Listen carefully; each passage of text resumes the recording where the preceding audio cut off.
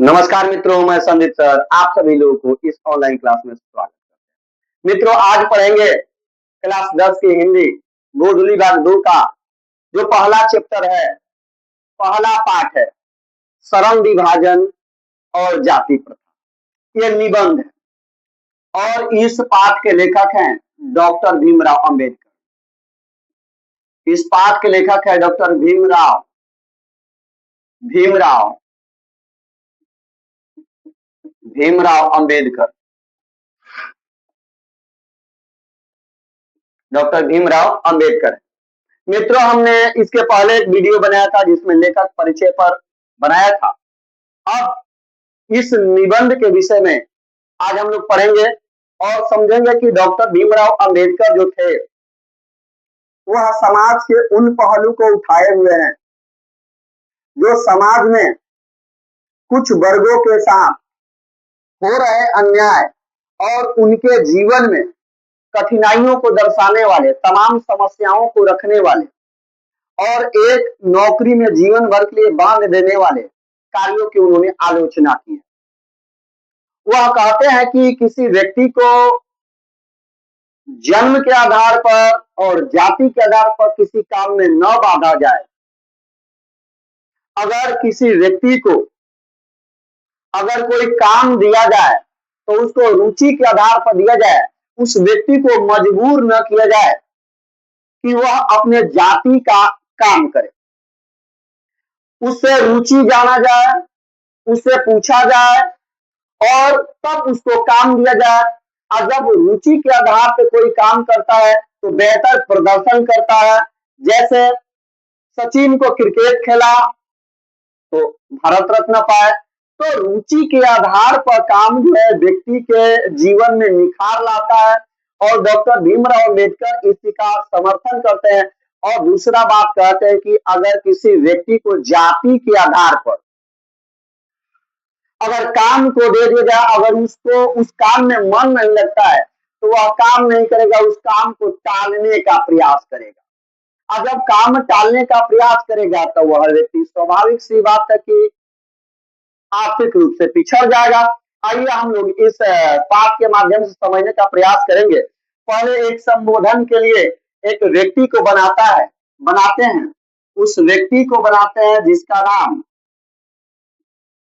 रमेश है। ये रमेश है। कहते हैं कि अंबेडकर साहब कहते हैं कि यह विडंबना की बात है कि इस युग में भी जातिवाद के पोस्टों की कमी नहीं।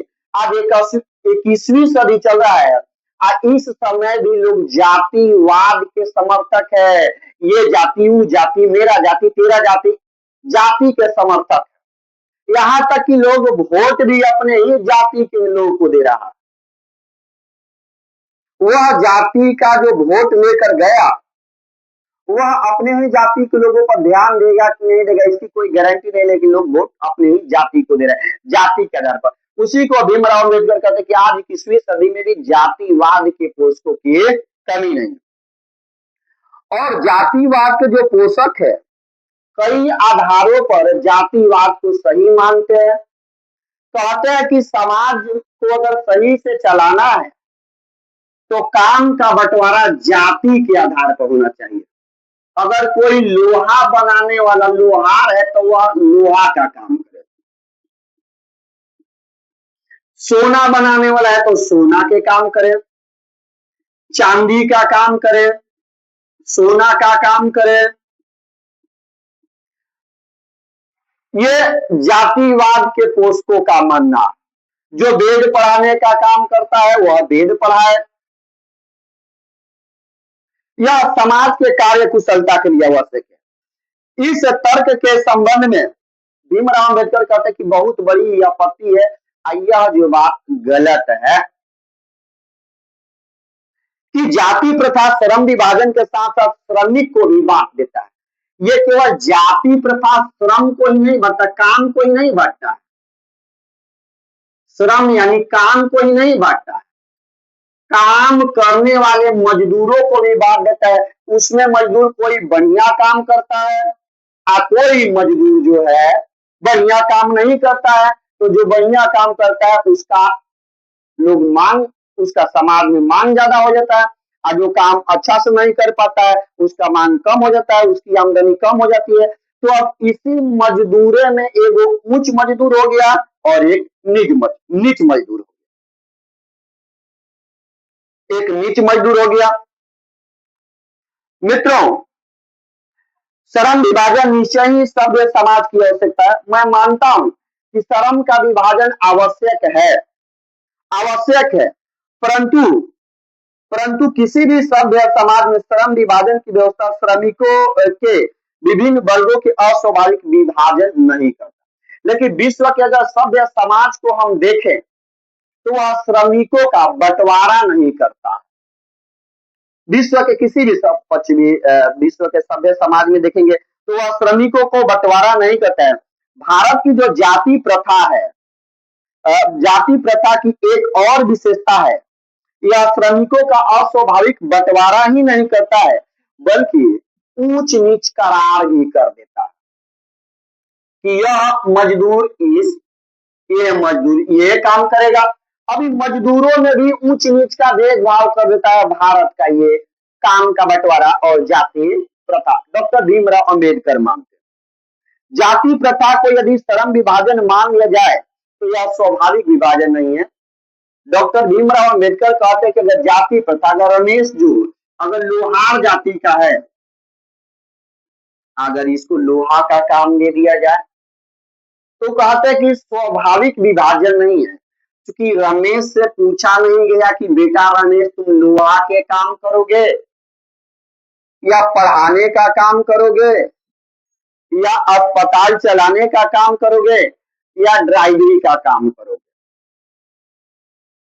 लोहा का काम करोगे, क्या करोगे तुम बताओ, ये पूछा नहीं गया और कहा गया कि लोहार का लड़का है तो लोहा के काम करेगा। ये विभाजन सही है या गलत? अंबेडकर साहब कहते कि ये विभाजन अस्वाभाविक है, स्वाभाविक विभाजन नहीं है, क्योंकि यह जो विभाजन है रुचि के आधार पर नहीं है। वह जिस जाति में जन्म लिया उसी जाति का काम दे देना, इसको स्वाभाविक नहीं, ये रुचि पे आधारित नहीं है। कुशल व्यक्ति या सक्षम श्रमिक समाज का निर्माण करने के लिए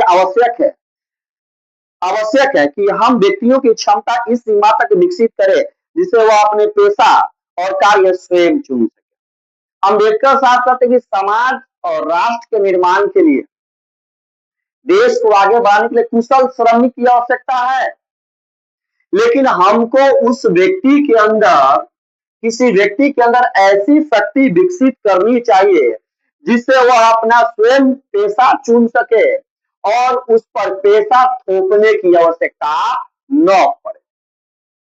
और मित्रों, आज का जो दौर चल रहा है, हम जो है किसी के ऊपर पेशा थोप नहीं सकते हैं। बच्चों से पूछते हैं कि क्या करेंगे और क्या नहीं करेंगे, उसी हिसाब से उनको शिक्षा देने का प्रयास करते हैं।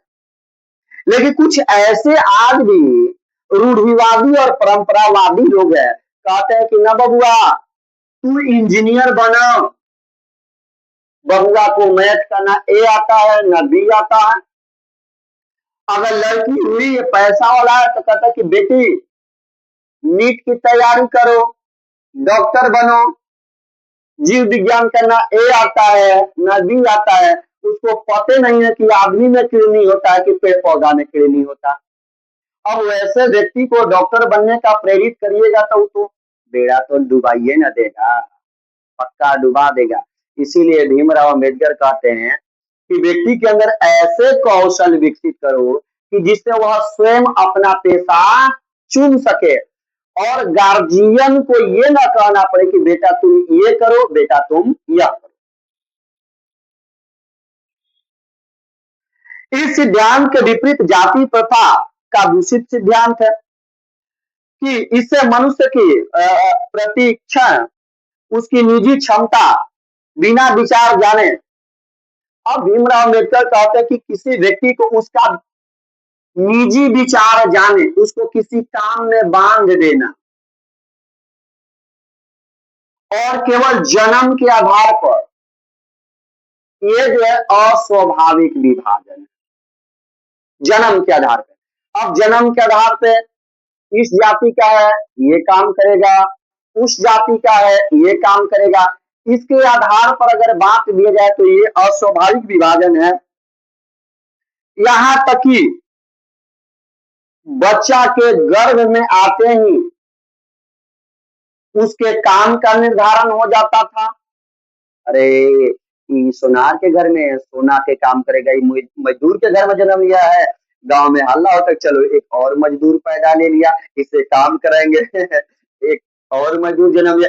ये जो बातें हैं ये बड़ा ही अस्वाभाविक लगती है डॉक्टर भीमराव अम्बेडकर के। जाति प्रथा पेशे का दोषपूर्ण निर्धारण ही नहीं है, बल्कि एगो काम को किसी व्यक्ति को जीवन भर के लिए एगो पेशा में बांध देता है कि नहीं ये व्यक्ति इसी काम को करेगा। मान लेते हैं कि लोहार है तो लोहा के काम करेगा, सोनार है तो सोना के काम करेगा। उस व्यक्ति को उस काम में रुचि है या नहीं है, इसको बिना पूछे काम में उसको बांध दिया जाता। इससे क्या होता है मित्रों, भले ही पेशा अच्छा हो, व्यक्ति को भूखा मरना पड़ता है, क्योंकि आज उद्योग धंधा का समय है और परंपरागत काम करेंगे। उस परंपरागत काम के दौर में अगर किसी परिस्थिति में अगर आपको पेशा बदलना पड़ जाए तो आप पेशा नहीं बदल सकते हैं, और जब पेशा नहीं बदलेंगे तो आप भूखे मरेंगे, इसके सिवा दूसरा कोई चारा नहीं है।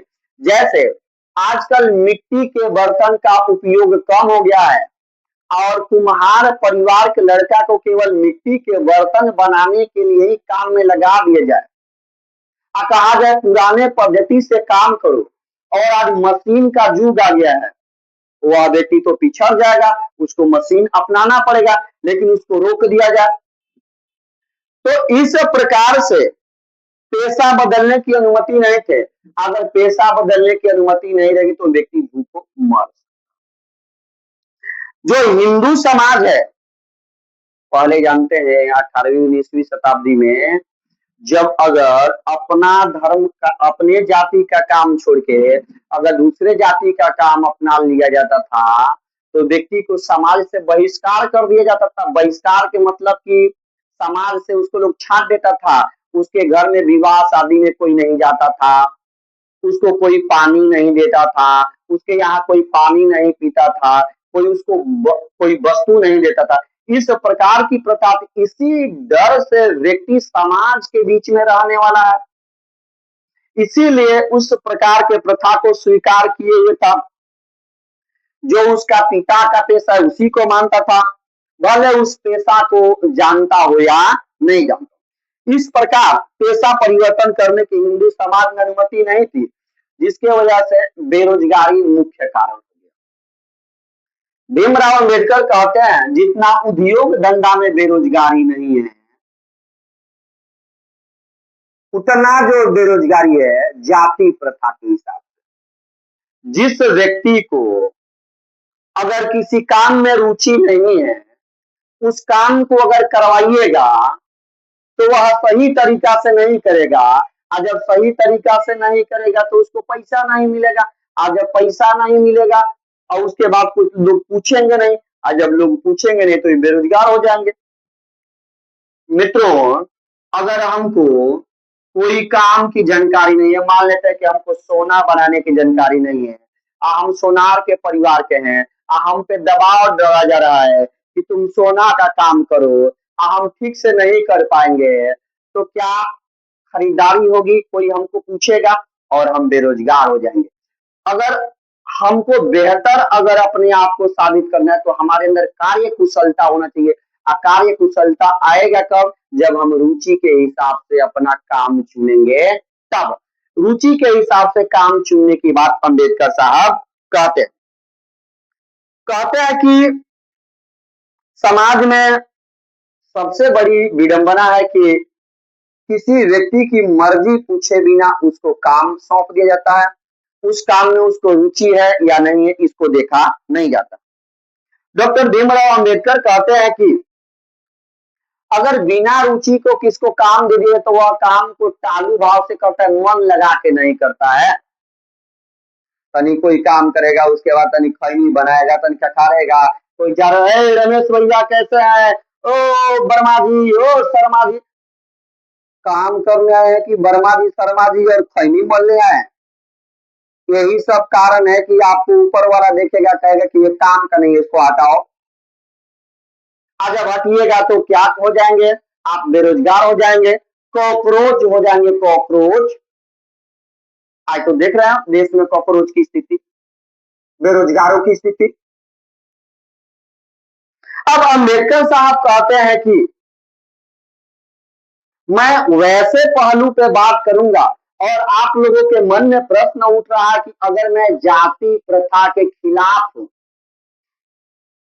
तो मैं कौन से जाति और किस चीज का समर्थन करता हूं। अम्बेडकर साहब कहते हैं कि मेरा सीधा आशय है कि मैं किसी जाति के विरुद्ध में नहीं हूं। फिर मेरा जो दृष्टि है एक आदर्श समाज बनाना है, जिस समाज में भाईचारा हो, स्वतंत्रता हो, समानता हो। वैसे समाज से किसी को क्या आपत्ति हो सकता है, और समाज में ऐसी गतिशीलता होनी चाहिए कि समाज के एक छोर से दूसरे छोर तक बेहतर तरीका से विकास। अब ये नहीं होना चाहिए कि मेरे यहाँ विकास हो और किसी के यहाँ विकास नहीं हो, मेरे घर का बच्चा पढ़े और किसी का घर का बच्चा ना पढ़े, सब पढ़े, सब बढ़े, सब पढ़े, सब बढ़े, और समाज में गतिशीलता होनी चाहिए, गतिशीलता होना चाहिए। ऐसे समाज में सबका हित निहित होना चाहिए, सबका कल्याण निहित होना चाहिए। डॉक्टर भीमराव अम्बेडकर कहते हैं कि समाज का जो मिश्रण होना चाहिए दूध और पानी की तरह होना चाहिए। समाज में इस प्रकार से मिश्रण होना चाहिए, दूध और पानी की तरह होना चाहिए, न कि किसी जाति का, न कि किसी विशेष का होना चाहिए। वह कहते हैं कि इसी दूध और पानी के मिश्रण का, इसी का दूसरा नाम लोकतंत्र है। तो मित्रों, जो दूध और पानी का मिश्रण है, अंबेडकर साहब कहते हैं कि इसी का दूसरा नाम लोकतंत्र है। क्योंकि लोकतंत्र केवल एक शासन की पद्धति नहीं है, लोकतंत्र एक शासन की पद्धति नहीं है, लोकतंत्र मूलतः सामाजिक सामूहिक जीवनचर्या का एक रीति और रिवाज है जिसको मिलजुल कर करना चाहिए।